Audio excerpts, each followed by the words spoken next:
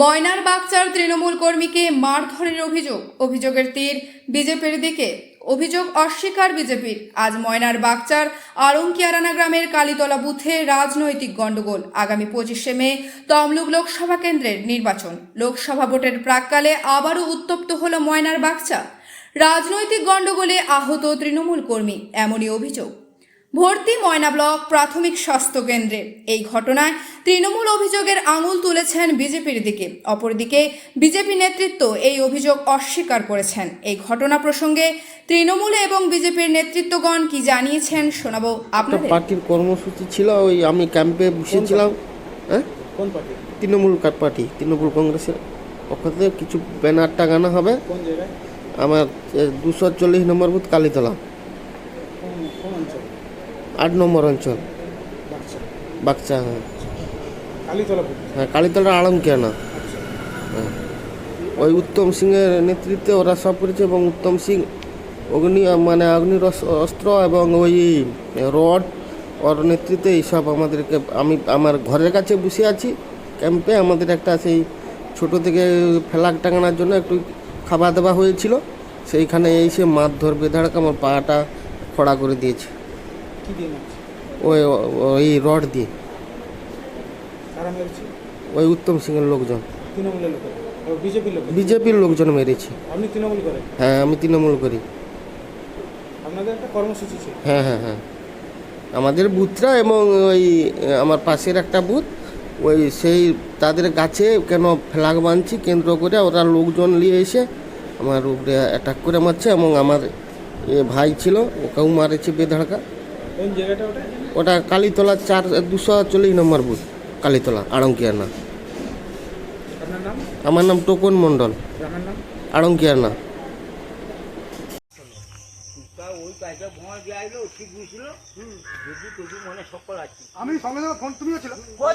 মারাপিট আরম্ভ হচ্ছে, আমাকে খবর দিল। খবর দিতে আমার ওই কথা বলে আমার স্বামী করা, তো স্বামীকে মারা হেরা ছুটে আসে কইতে আমি ওই ছুটে আসছি। ছুটে আসতে ওই ছাড়াছাড়ি করতে আমাকে মারধর করে। হ্যাঁ, ছাড়াছাড়ি করতে আমার। ওই যে আমি তানকের মুখ সব বাঁধা হয়ে আছে, আমি জানবো কী করে?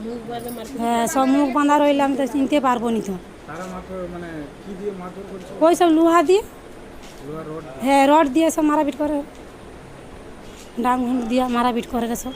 আপনারা কোন পার্টি করেন? মানে তো তৃণমূল, মানে কোনো বিজেপি লোক তৃণমূল। তৃণমূল করেন? হ্যাঁ, সেই কারণেই কি মারধর করেছে? কী করে এখন বলবো তা না। এখন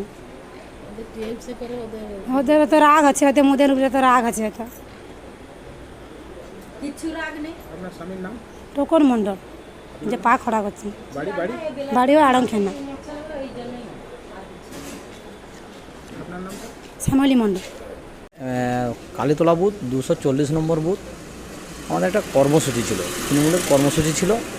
এই কর্মসূচি করতে গিয়ে বিজেপির মানে কর্মসূচি আজকের ফ্ল্যাগ তুলব আর কর্মীদের একটু খাওয়া দাওয়ার ব্যবস্থা ছিল। এই কর্মসূচি করতে গিয়ে বিজেপির হারমাদরা, যেমন উত্তম সিংয়ের নেতৃত্বে উত্তম সিং এবং ওই লোকগুলো, ওই বুথের লোকগুলোর নাম আমার ঠিক মনে পড়ছে না, আরও অনেকে আমাদের রড সেল বিভিন্নভাবে অত্যাচার করে, মারধর করে।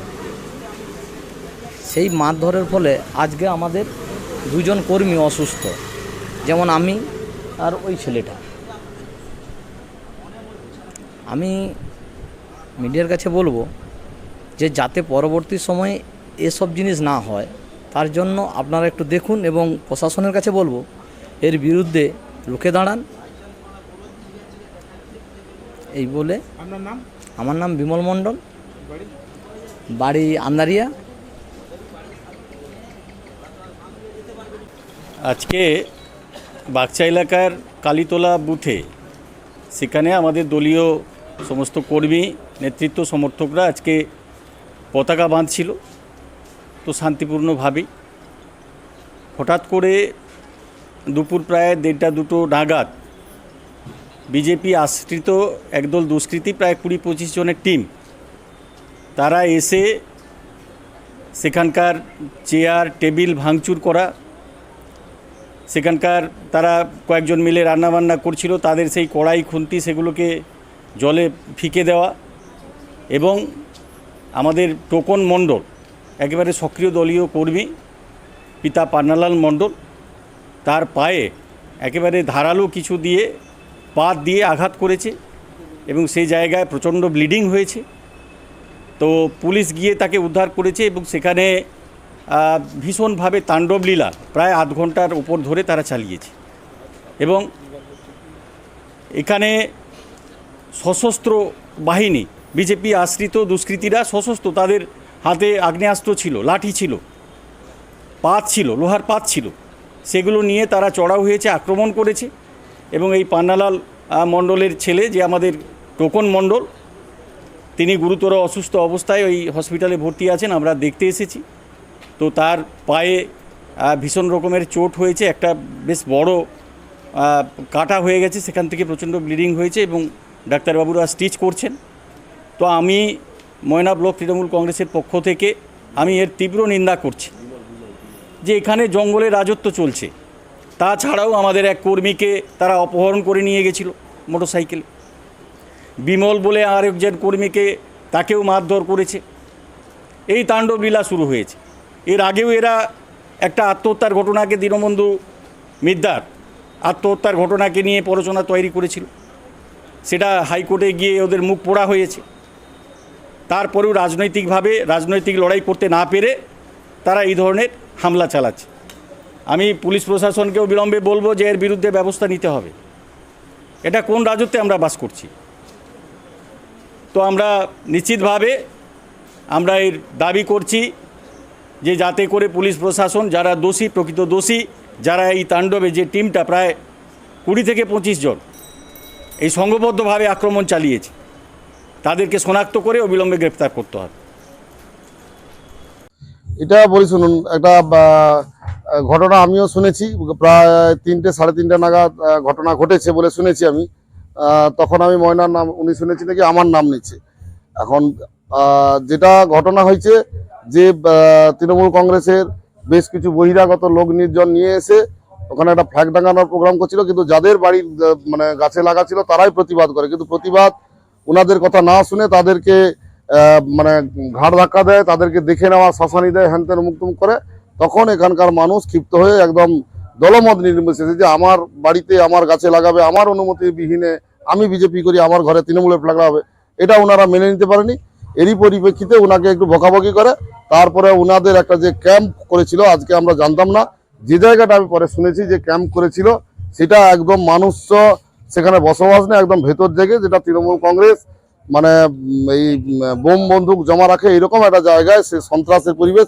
এবং একটা সামান্য বুথে ফ্ল্যাগ টাঙানো কেন্দ্র করে মনোরঞ্জন হাজরা ওই সময় কি করছে, ওই গন্ডগোলের পরিপ্রেক্ষিতে উস্কানি দিয়েছে। ওনার কাছে যে সিকিউরিটি ছিল, সেই সিকিউরিটি রিভলভার উঁচিয়ে মানুষকে ভয় দেখিয়েছে যে আমার কাছে রিভলভার, মানে একদম এর কাছাকাছি এলে গুলি করে দেবো। কিন্তু মানুষের তখন জনরোষ বা জনরোষের প্রতিফলিত হয়ে একটা হয়তো বিক্ষিপ্ত ঘটনা ঘটেছে। এটা না হওয়াই হয়তো উচিত ছিল, কিন্তু মনোরঞ্জন হাজরা ওই স্থানের থেকে তার সিকিউরিটি বন্দুক উঠিয়ে সাধারণ মানুষকে মানে এই করার, এর প্রকৃতি হয়তো একটা ঘটনা ঘটে গেছে। তৃণমূলের তরফে আপনার বিরুদ্ধে অভিযোগ নাম সেটা নাকি? এটা বলি শুনুন, এখানে ভারতীয় জনতা পার্টির দায়িত্বে আমি আছি এবং তৃণমূল কংগ্রেস তো জানে কোথাও কিছু হলেই উত্তম সিং এর নাম নিতে হবে, কেন উত্তম সিং এর নাম শুনলেই ওরা এখানে ভয়ে ধরে। তার জন্য ওনাকে শিখিয়ে দিয়েছেন। আমি ব্যক্তিগতভাবে ওনাকে চিনিও না, হয়তো আমাদের এলাকার কোনো লোক, কোনো ভদ্রলোক আমি চিনি না। এবং যদি কোনো ঘটনা ঘটে থাকে ওনার সুস্থতা অবশ্যই আগে কামনা করি, কিন্তু ওনারা যে আমার পরে দোষ চাপাচ্ছেন, কিন্তু ওনাদের যে দোষ অপরাধ ছিল যে সিকিউরিটি রিভলভার দেখাবে এবং তৃণমূল কংগ্রেসের বহিরাগত লোকজনকে নিয়ে এসে একদম জঙ্গলের ভিতরে সেখানে ক্যাম্প তৈরি করবে, এটাও তো ঠিক নয়। নাম দেখি। আমার নাম উত্তম সিং, আমি ভারতীয় জনতা পার্টির বাগচা 8 নম্বর অঞ্চলে কনভেনর এবং ময়না মণ্ডল 3 সভাপতি।